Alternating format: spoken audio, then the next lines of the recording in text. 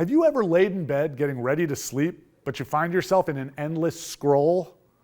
And you realize you've been staring at this little screen for over an hour. If that happens to you very often, it could be electronic addiction. Electronic addiction is a term used to describe excessive and compulsive use of electronic devices and online activities. This trend has become more prevalent with the widespread availability of smartphones.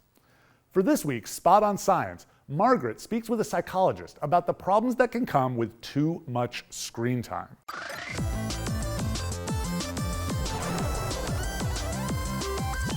Have you ever thought about thinking?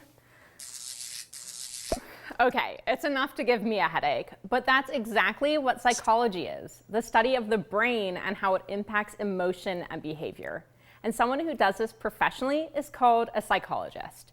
They can work in all sorts of fields, from figuring out what kind of commercial can get me to buy candy, to how to stop me from fighting with my siblings.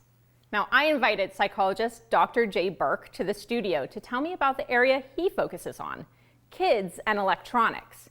He's been studying why we can't put down our phones or the video game controllers until we've just gotten to that next level. When it gets bad, it's called electronic addiction. Take a listen.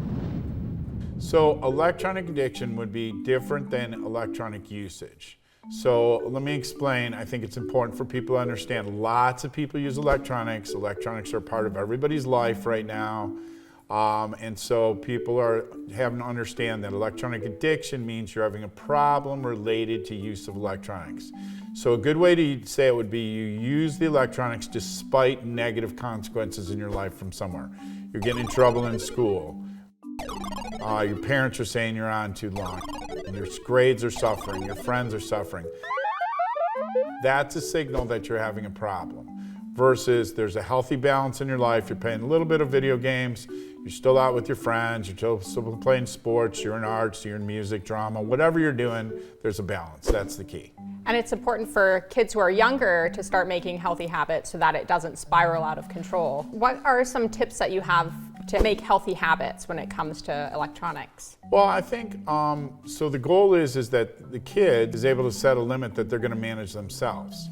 So it's if he's setting a limit and you're not staying to it, that's a problem. Now, some of you kids out there might want to think about this. It's a fun question. What's the original video game? You're young.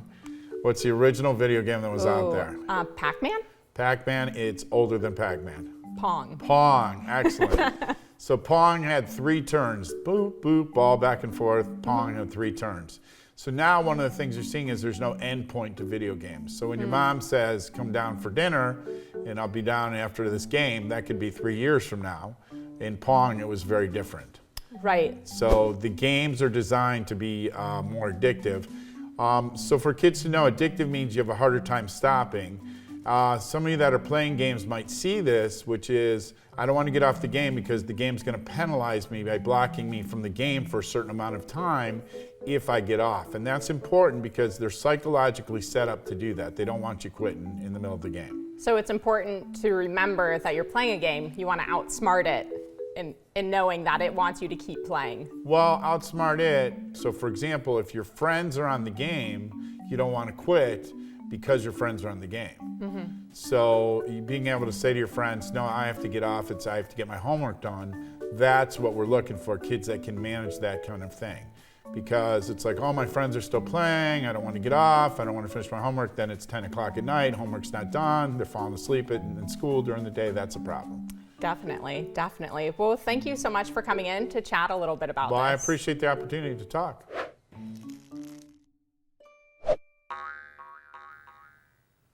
Oh, thank you, Margaret. It can be hard to break a habit, but our brains will thank us if we can minimize our screen time.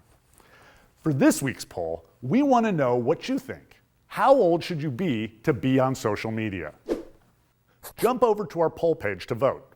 You can choose between 8 years old or younger, 10 years old, 12 years old, or 15 and older. And now for a write-in question. We want you to explain your answer. Why do you think that kids should be at least that old to be on social media? You can use our inbox form online or send us an email to newsdepth@ideastream.org to share your answers with us.